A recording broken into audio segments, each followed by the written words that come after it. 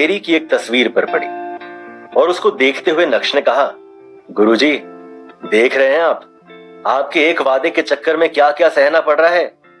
आप जाते जाते अनिका का हाथ मेरे हाथ में देकर मुझे झेलने के लिए अकेला इस घर में छोड़ गए। पर मैं भी ढीठ हूं। आपकी बीवी चित्रा को तो मैं हंसते हंसते झेल जाऊंगा। बस आपकी बेटी अनिका का दिल जीतना ही असली चुनौती है। लेकिन आप बिल्कुल भी फिक्र मत करिए, उसके दिल में मैं अपनी जगह बना कर ही रहूंगा। एक तरफ नक्श अपने गुरुजी से बात करने में लगा था, तो दूसरी तरफ नक्श का मोबाइल जो बेड पर साइलेंट मोड पर था वो लगातार वाइब्रेट कर रहा था। मगर नक्श तो अपने ही ख्यालों में गुम था, इसलिए उसका ध्यान ही नहीं गया और वो बाथरूम में शावर लेने चला गया। नहाते हुए भी नक्श के दिमाग में बस भानुशाली ग्रुप ही चल रहा था। नक्श इस बात से अनजान था कि उसके फोन पर किसका कॉल आ रहा है। लेकिन यकीन मानिए, वो कॉल नक्श की पूरी जिंदगी बदलने वाला था। बस नक्श को फोन उठाने की देर थी। नहाने के बाद जब नक्श बाथरूम से बाहर आया तो उसका फोन दोबारा वाइब्रेट होने लगा। लेकिन इससे पहले कि नक्श को एहसास होता, इस बार भी फोन कट गया था। कपड़े चेंज करने के बाद आखिरकार जब नक्श ने अपना मोबाइल उठाकर देखा तो उसमें एक ही नंबर से 40 मिस्ड कॉल्स और 10 टेक्स्ट मैसेजेस थे। ये देखकर नक्श हैरान रह गया और तुरंत ही उसने मैसेजेस खोलकर पढ़ना शुरू किया। नक्श, प्लीज फोन उठा लो। मैं जानता हूं कि तुम मुझसे अब भी नाराज हो, मगर मुझे अपनी गलती का एहसास हो गया है। प्लीज मुझसे एक बार बात कर लो।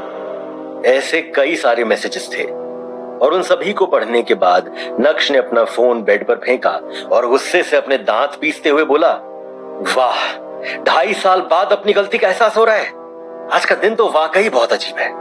अभी नक्श उन मैसेजेस के बारे में सोच ही रहा था कि इतने में उसी नंबर से एक बार और कॉल आया और इस बार नक्श ने इग्नोर ना करते हुए कॉल उठाया और अपनी धीमी आवाज में बोला, हेलो। कुछ देर तक फोन के दोनों एंड पर सन्नाटा पसरा रहा और फिर दूसरी ओर से किसी बूढ़े आदमी की आवाज आई, हेलो नक्श बेटा। कुछ सेकंड्स तक नक्श खामोश रहा और उसके बाद कड़क अंदाज में बोला, हेलो मिस्टर यशवर्धन।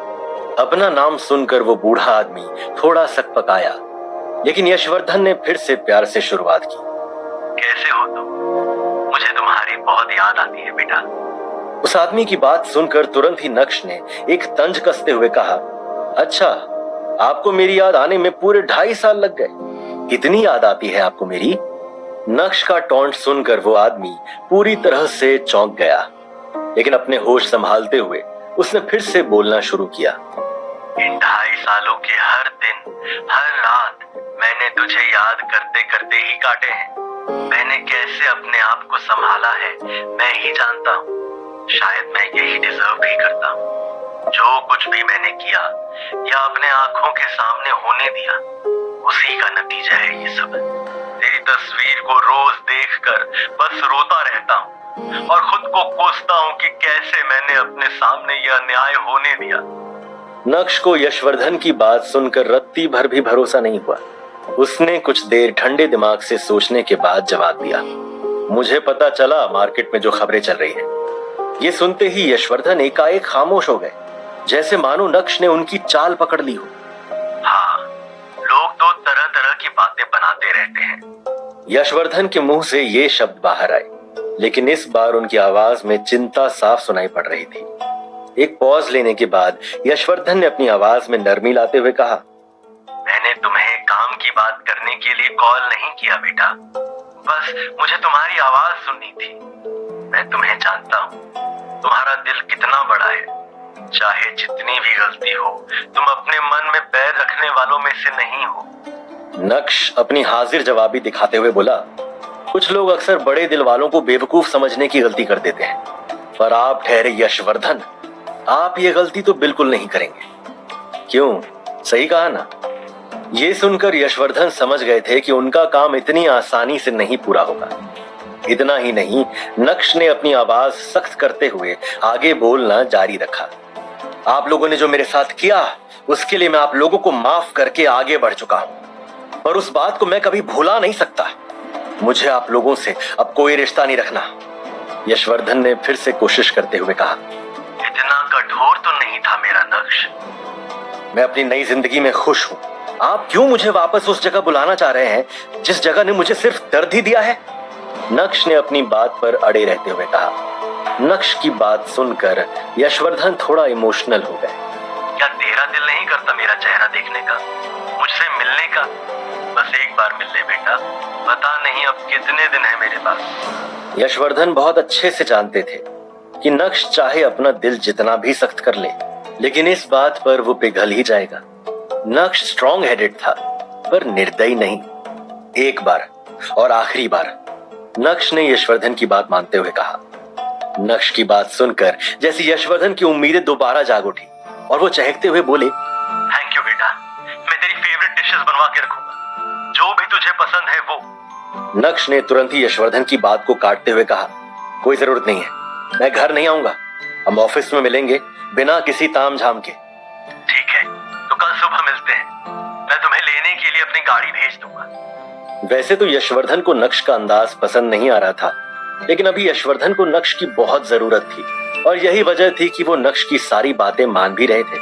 कोई जरूरत नहीं है, मुझे पता है भानुशाली ग्रुप ऑफ इंडस्ट्रीज का ऑफिस कहाँ है, मैं पहुंच जाऊंगा, बाय। इतना कहकर नक्श ने फोन काट दिया था। बीते 2.5 सालों में कभी भी यशवर्धन ने नक्श से कांटेक्ट नहीं किया था। 2.5 सालों से नक्श भानुशाली ग्रुप से भी बाहर था और अब जब भानुशाली ग्रुप डूब रहा है तो यशवर्धन को नक्श की याद क्यों आ रही थी, ये सोच सोचकर नक्श और भी ज्यादा कंफ्यूज हो रहा था। तुरंत ही नक्श ने अपना लैपटॉप बाहर निकाला और इंटरनेट की हेल्प लेते हुए भानुशाली ग्रुप में चल रही हलचल जानने की कोशिश की। वैसे तो नक्श के हाथ में भानुशाली ग्रुप को लेकर कुछ हाथ नहीं आया, लेकिन उसके हाथ में ऐसा कुछ आ गया जिसे देखने के बाद नक्श की आंखों की चमक 4 गुना बढ़ गई थी।